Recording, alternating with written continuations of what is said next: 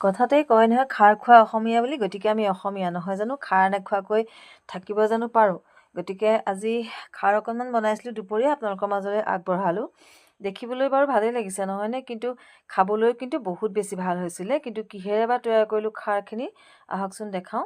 এয়া চাওক, আমি পেলাবলৈ যে যিখিনি বন্ধাকবি বুঢ়া পাত পেলাই দিওঁ, সেই বন্ধাকবি বুঢ়া পাত আৰু শুকাই যোৱা বেঙেনা, তাৰপিছতে ফুলকবিৰ ঠাৰি, এইসমূহ কাটি ল'লোঁ আৰু লগতে এটা আলুও দিছোঁ।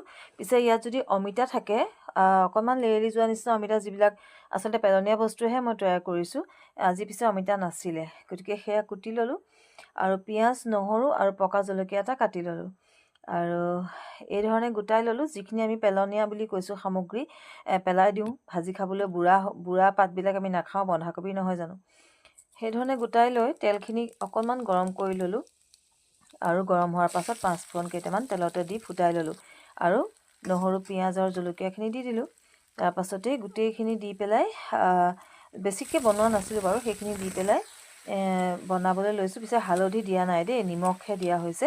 আৰু খাৰ বুলি কওঁতে আচলতে কল বাকলিৰ খাৰটো বেছি ভাল লাগে অসমীয়া বুলি ক'লে, নহয় জানো।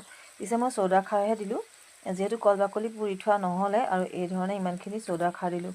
আৰু হালধি কিন্তু নাই দিয়া দেই, হালধি দিলে ৰঙচুৱা হৈ যায়। আৰু হৈ গ'ল তৈয়াৰ।